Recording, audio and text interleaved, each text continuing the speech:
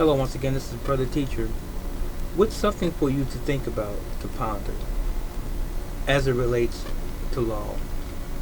There's some basic things as humanity most of us have forgotten.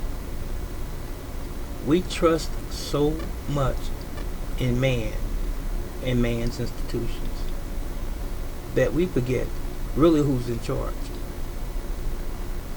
One thing that is certain, as sure as we are born into this world, this life, we are all going to die. And after we die, what's next? He that is responsible for all of us being here and ever being here, who is responsible for all life and everything that exists that we enjoy in this life, all of the hard times and the good times that we experience in this life, the one responsible, the ultimate and the supreme being, the Almighty, the Most High, the Creator, that most referred to as God, Allah, Yahweh, and so on. He's the true lawgiver, not mankind.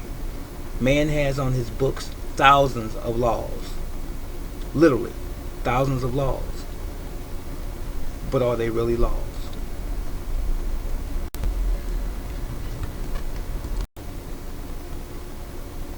So, as I said, God is the supreme being, and He is the law maker and the law giver, and He executes judgment against all those that don't follow the law.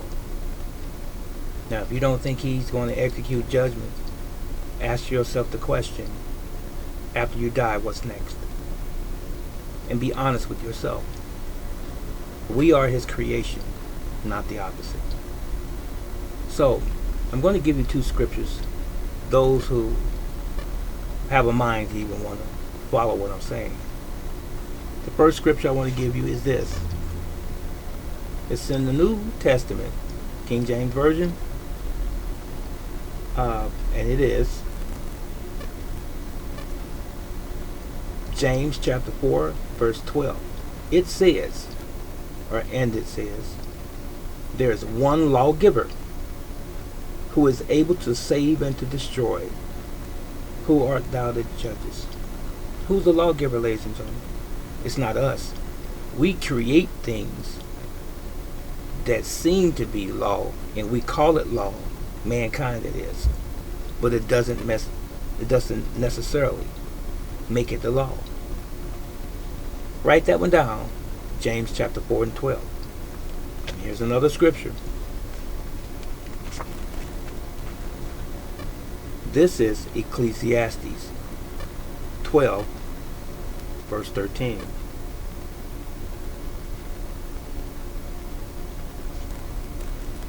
Let us hear the conclusion of the whole matter.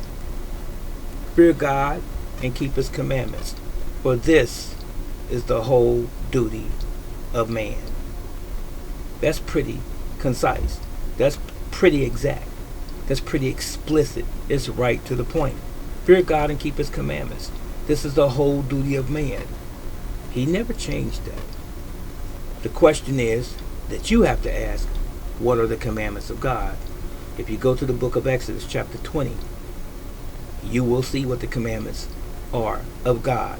And they are not outdated, because we still follow some of those commandments in our own law system, so-called, today.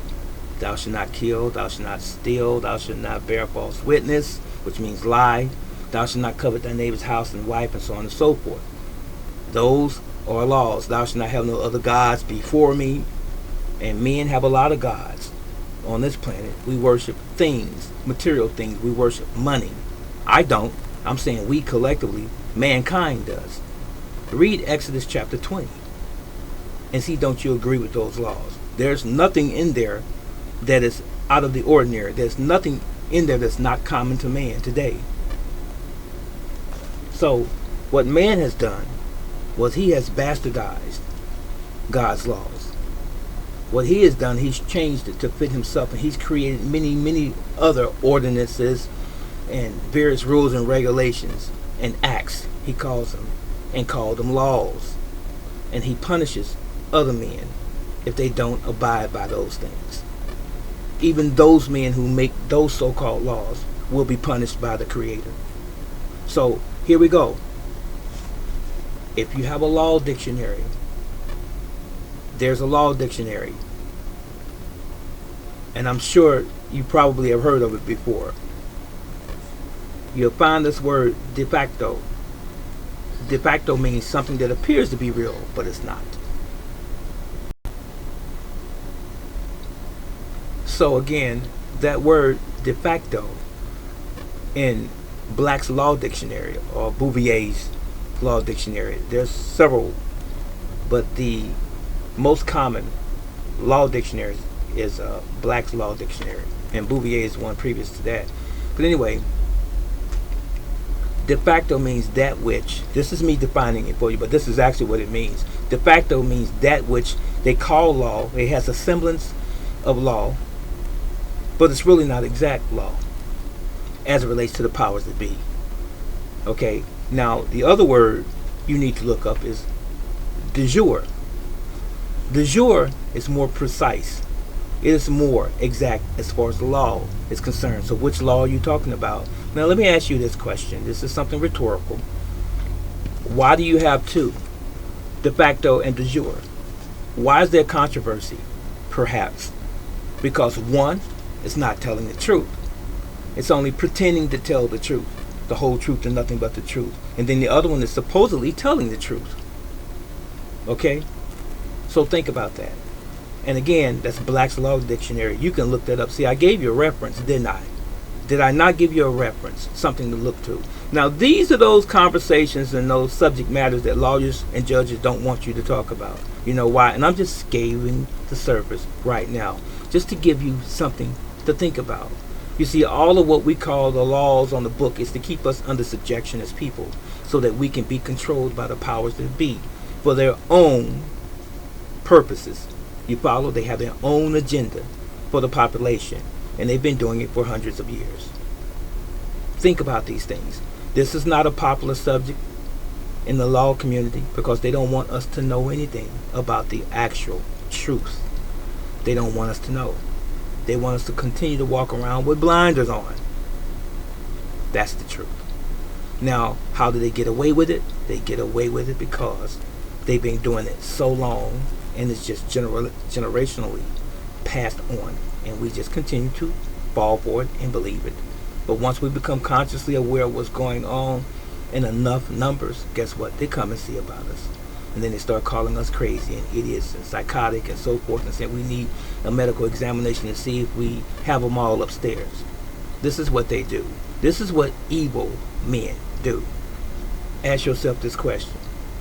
Do the people who operate in our legal system follow God, the Creator? Does this government follow the Creator? The government in America. Does it follow the Creator, the Most High, and the lawgiver, the actual lawgiver? I guarantee you the answer would really be not at all. And you cannot do part of it. The scripture says it's better that you had never known the truth than to know it and not do it. And he's not going to accept us lukewarm. Either we are all the way one way or all the way the other way. We cannot straddle the fence. In other words, you can't be partially right and partially wrong. You have to be all the way, whatever you are. That's it. And that's all. And again, this is Brother Teacher. So long.